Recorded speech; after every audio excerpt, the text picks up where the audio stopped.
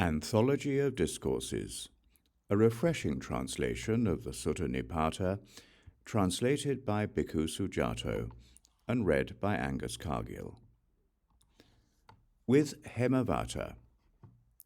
Today is the 15th day Sabbath, said Sattaggira, the native spirit of Mount Satta. A holy night is at hand.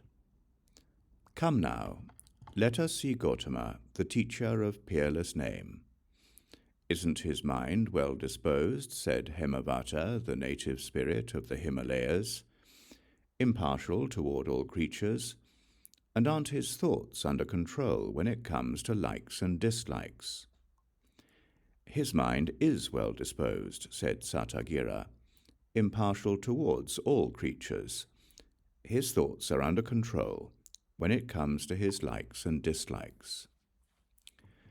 Doesn't he not steal, said Hemavata, and doesn't he harm not a creature? Isn't he far from negligence? And doesn't he not neglect absorption? He does not take what is not given, said Sattaggira, and he harms not a creature.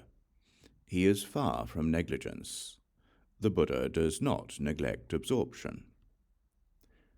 Doesn't he avoid lying, said Hemavata, and doesn't he not speak sharply? Doesn't he avoid divisive speech as well as speaking nonsense?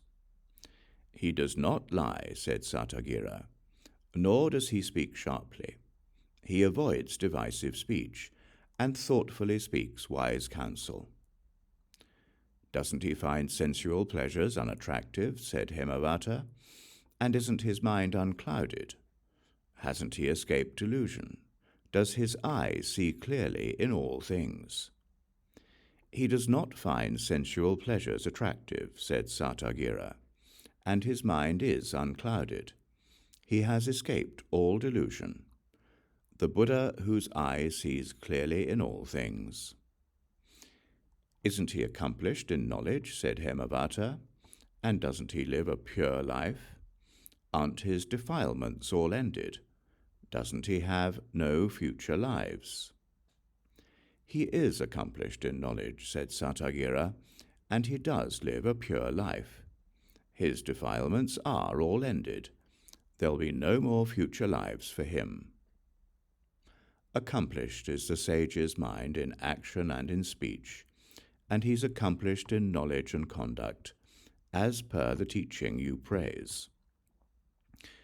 Accomplished is the sage's mind in action and in speech, and he's accomplished in knowledge and conduct, as per the teaching you rejoice in.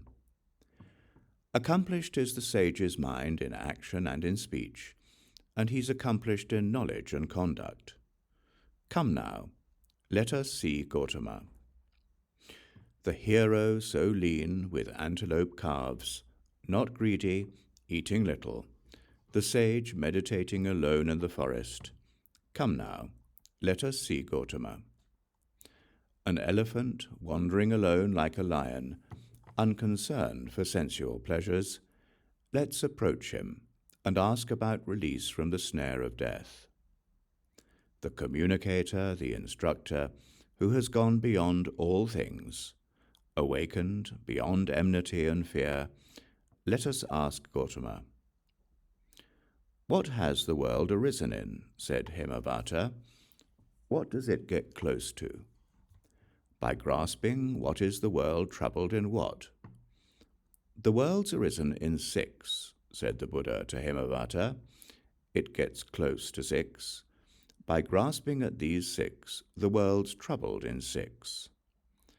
What is that grasping by which the world is troubled? Tell us the exit when asked. How is one released from all suffering?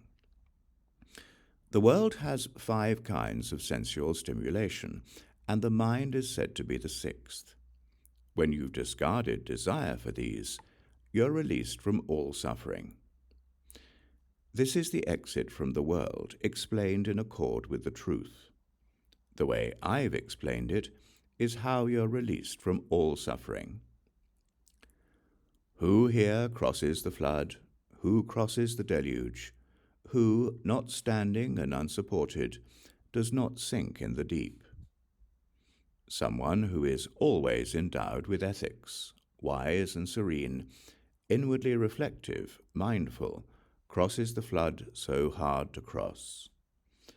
Someone who desists from sensual perception, who has escaped all fetters, and is finished with relishing of rebirth, does not sink in the deep. Behold him of wisdom deep, who sees the subtle meaning, who has nothing unattached to sensual life, everywhere free, the great seer treading the holy road. Behold him of peerless name, who sees the subtle meaning. Giver of wisdom, unattached to the realm of sensuality. See him, the all-knower, so very intelligent, the great seer treading the noble road. It was a fine sight for us today, a good dawn, a good rising, to see the awakened one, the undefiled one, who has crossed the flood. These 1,000 native spirits, powerful and glorious, all go to you for refuge. You are our supreme teacher. We shall journey village to village, peak to peak, paying homage to the Buddha and the natural excellence of the teaching.